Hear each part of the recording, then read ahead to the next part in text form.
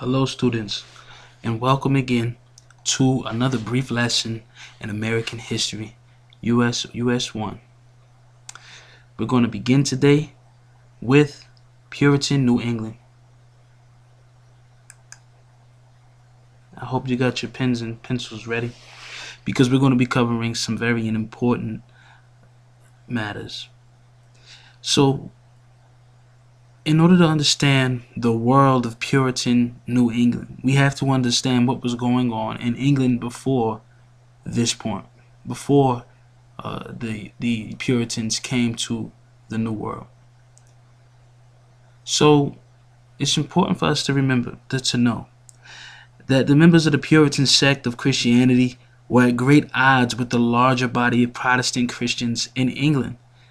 Now, this history goes back further than the 1600s when they arrived here, but it starts with the Reformation.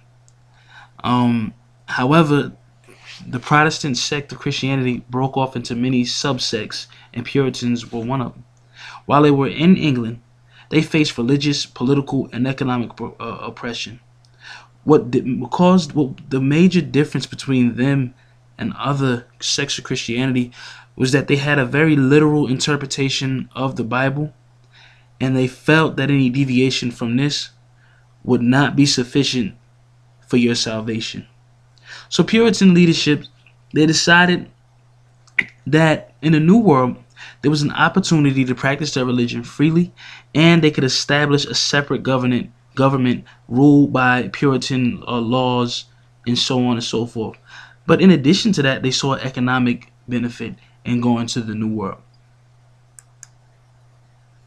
Now, Puritan society, the leader, John Winthrop, who established Puritan New England, he said on the boat, "Some must be rich, some must be poor, some high and eminent in power and dignity, others are common and in subjugation."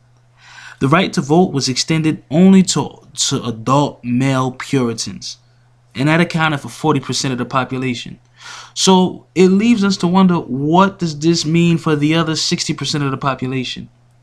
Additionally, religious laws were the laws of the land in Puritan New England. So, for instance, if a wife cheated on her husband, it would be dealt with according to the Bible. Now, some would say that that's a good thing, others would disagree.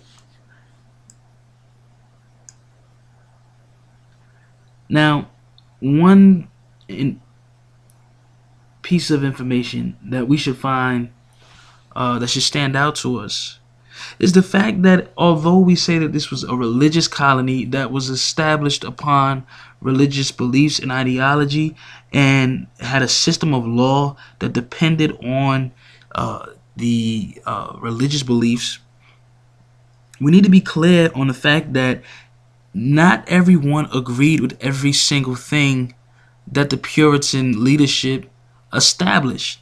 So in other words, the Puritan law was not necessarily golden. It was indeed challenged, although they dealt with their challenges in a very harsh way. So the ideas of an average Puritan citizen did not always match the ideas of Puritan New England government. Roger Williams, he disagreed with Puritan New England's takeover of Native American lands. He thought that that was wrong, that it was oppressive. He opposed the New England government's persecution of non-Puritans. In a nutshell, he disagreed with the fact that the non-Puritans in New England could not vote or participate in other political functions. Anne Hutchinson, just like Roger Williams, argued that a believer was not in need of a church or a minister to interpret the meaning of the Bible. As far as she was concerned, the Bible was clear, and all one needed to do was go to it, read it, and understand it. These ideas put both of these people at odds with the New England government, and action was taken against them, severe action. Eventually, Anne Hutchinson was banished from the New England colony, and she lived elsewhere with all of her children, where she died. Finally, what's often not mentioned, but should be mentioned, as it relates to so many of the other instances when the Europeans came into contact with Native Americans, was that because the Europeans were so focused on owning land, this caused a lot of tension between Native Americans and the New England government. Native Americans, for instance, they used the land to support life. They used it to grow food. They used the land for the animals that would frequent certain areas.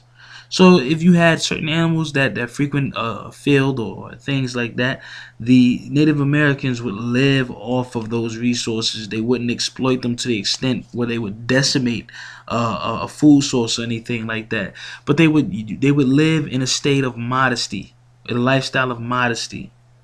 However, the New England colonists, they used the land to support life, but they also used the land for commerce. They used the land to extract things of value and sell them on the open markets. Now, this became a problem when we had two groups of people who want to use the same small space, the same area. It wasn't small, actually, it's quite big, but they want to use the same land for completely different purposes. Limited space led to deadly conflict. Colonists used divide and conquer tactics to defeat the Native American enemies, and assume control over their lands. So the English colonists took over Native American lands. As long as they were able to keep the Native Americans divided, they were able to take over their lands. So as we think about all of these different aspects of New England life, I want you guys to pause and consider the two questions that I had before you.